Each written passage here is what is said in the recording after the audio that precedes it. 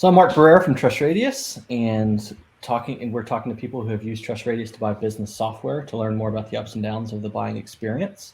So we're just looking for your honest feedback, as I've told you, about your usage of TrustRadius and the software purchasing process in general. So first question, can you just briefly describe your role in your company? Sure. I am a consultant at a consultancy. We're about 25 people, and I would say 90% of us are consultants.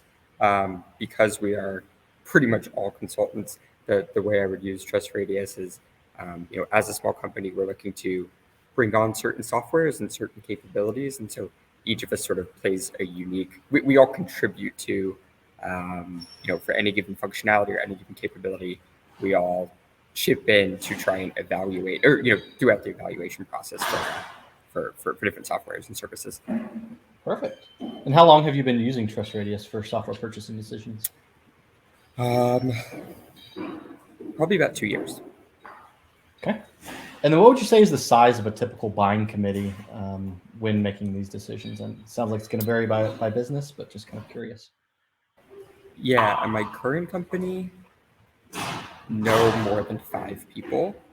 At bigger companies I've been at, certainly more than 5 people. Perfect. And can you describe how you use TrustRadius in your process? Yeah, absolutely. So I think, I think we use TrustRadius at various points in a evaluation or buying process. I think first things first is to supplement whatever we can learn from the company's website themselves. Or I would use TrustRadius to understand, hey, is my understanding aligned with what other people are saying? We certainly use it during the evaluation process in terms of customer reviews or customer feedback. If any pricing information is available, we certainly use that. And then any videos as well. I think, as a small startup, we want to understand sort of the ins and outs and the functionalities of things, not just sort of functionality as text, but functionality as videos. What does it really look like? Those are the different ways that I think I particularly use it throughout a buying process. Perfect. And then would you say you're using TrustRadius for discovery of products or more comparison of things that you have already identified, or what pieces of that purchase decision process do you leverage TrustRadius? It's a little bit more in the for comparative purposes and deep dive purposes. I think in the business in which I am, so it's healthcare consulting. A lot of myself and colleagues both have set products that we're very familiar with, or we have familiarity with. Let me put it that way. We may not be super familiar, and so I think we already have an idea of which products we want to evaluate, and then that's where we would use TrustRadius to complement what we know or what we don't know. Perfect. And then can you describe a time when information from TrustRadius directly influenced a purchase decision? Yeah, I think I'm thinking of a product we purchased fairly recently, within the last 6 or 9 months. And, I think what we wanted to understand was for the day-to-day user, what is their experience like? And so we were happily surprised that there were, if I recall correctly, 18 different user reviews, all of which were fairly recent. And the elements that they touched on in their reviews were elements that were really interesting to us. And so we were happy to see that there was value from users in other industries and how they use the product. Because I think that was the big question for us, was these things sound great, but in reality, are they great? And I think, the consensus from the reviews was that, yes, these are very valuable. Here's how they impact our business, and ultimately that informed our decision to purchase the product. Awesome. And then as far as when you're looking at this information on TrustRadius, what pieces matter to you the most? Do you look at the scores of the products? Are you looking for just any content? Does depth of content matter? What really is most valuable to you then? Yeah, it's a good question. I mean, ideally, pricing is a huge one. And I say that because pricing, if you can know pricing information up front, that's that's fantastic. Right? You don't want to go down the path and realize at the end, hey, this doesn't make sense for our business pricing wise. So I think pricing is huge. Ratings to a certain extent, I am personally don't put a ton of weight onto ratings, and I would say that the last thing which is really helpful are the user reviews or customer reviews. The more in depth they are, the better. I think it's very different to say I enjoy this product and I enjoy this product. Here are the elements I enjoy. Here's how I use it. Here's how it adds value. So all this to say, I think pricing information that's available, in-depth user reviews, and then any type of videos that videos are also just generally helpful as well. Awesome. And then TrustRadius also does feature awards that we give out to different products in different categories. Does that matter to you? Do those play into it, or are those kind of just skipped over, or do you have any view on those at all? Are those I don't know how to pronounce it, class or KLAS? Is that what that is? Or it's something different? No, so we have top rated awards, Okay. which kind of looks at, in a category who's received the best feedback and quantity of that. We have other awards like our best of, which looks at features and scores those. Sounds like these aren't standing out in your mind as No, candidly, they're not. Okay, so probably not playing much part in the decision process, but that for myself, yeah, that's correct. Okay, perfect. And then how would you say TrustRadius compares to other software review sites you've used, or if you've used others at all? So if I was thinking about this before the call, I have used others, and of course, on the top of my head, I'm forgetting what they are. But the short answer is yes, I've used others. I think TrustRadius. I think it's very streamlined and simple to use. I think sometimes there can be too much. Not on TrustRadius. I think on other platforms there can be almost too much information. And I think when you are in I said I like to use these platforms for comparative purposes. So where there are a lot of different things to compare, I kind of want it to be short and sweet and simple to understand. So I do like the way TrustRadius is set up. Awesome. Appreciate that. Are there certain features that are more valuable? I think you touched on this a little bit, but just want to pry a little bit more, such as use cases, alternatives. You've mentioned pricing. Anything else that you really look for, integrations or other things that really help in that decision process too? Integrations for sure. I'll answer your question. I'm not sure if I'm going to answer this exact question, but one thing that I think would be really helpful or could be really helpful is to stratify or to understand customer reviews based on industry. So within and not that every industry is mutually exclusive. I work in healthcare and I work in consulting. I work in both. But in a world in which I can understand how are other consultancies using this, how are other healthcare companies using this, and I say that because obviously every industry has some nuances, and so being able to understand, hey, here's how similar companies to mine use this software could be very, very helpful. Awesome, appreciate that. And along those lines, any other things about TrustRadius you feel could be improved, better support your software purchasing decisions, or other features or content that you would like to see added to TrustRadius?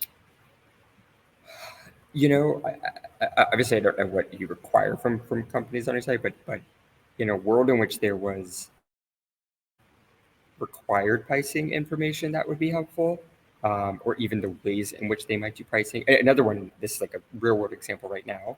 It's taken us a while to understand whether or not we can get a free trial. So things like that I think could be really useful. Free trial eligible, yes or no, right? And I think that one's probably lower hanging fruit than what is your pricing model. Not everyone wants to share that.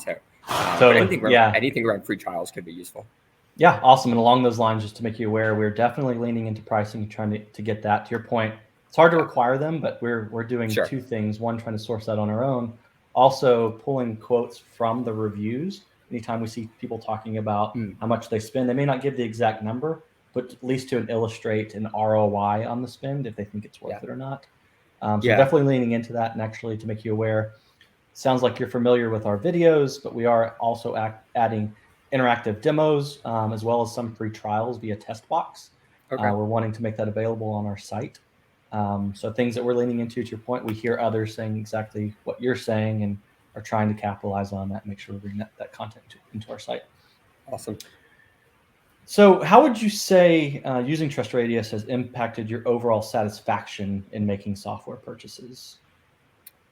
I think it improves it a bit, and I say that because I think in a world in which I don't use TrustRadius, I probably go through the necessary steps and motions to understand all that I can understand, and so I probably I collect all the information I possibly can. I think TrustRadius is there to supplement what I'm learning.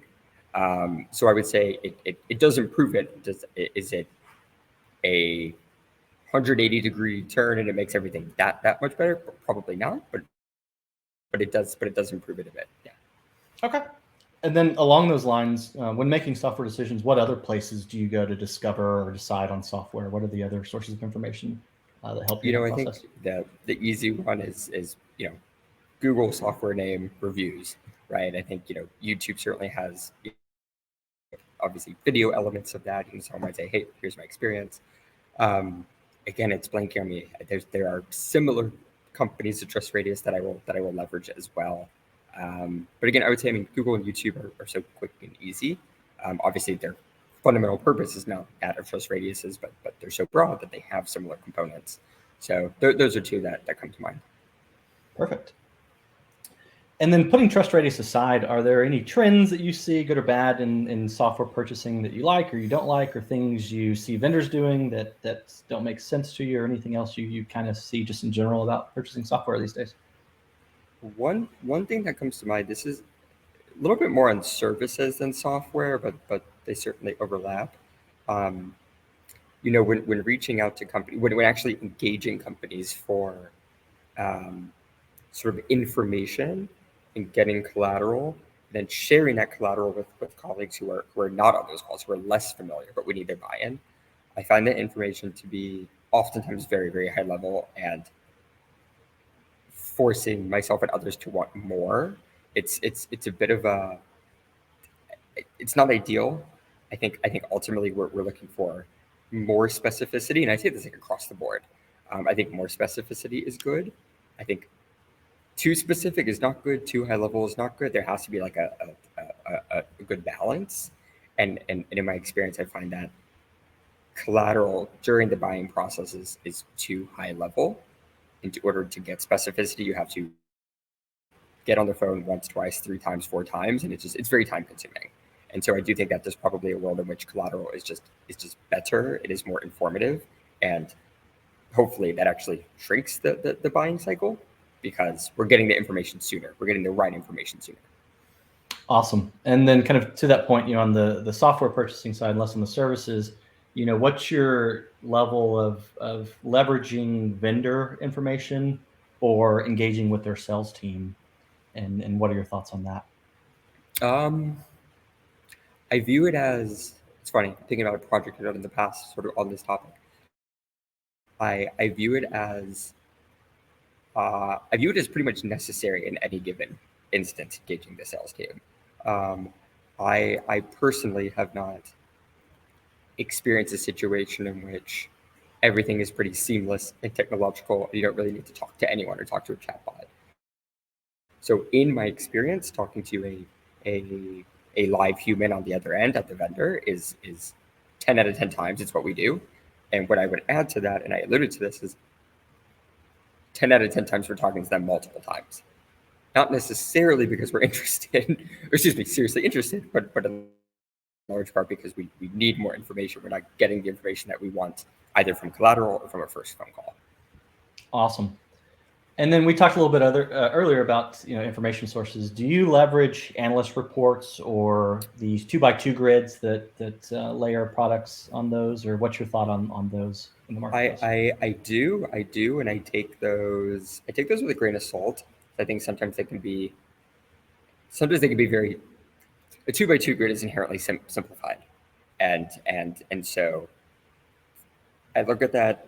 I see the comparisons. I think I see where things weigh out uh, in respect to one another.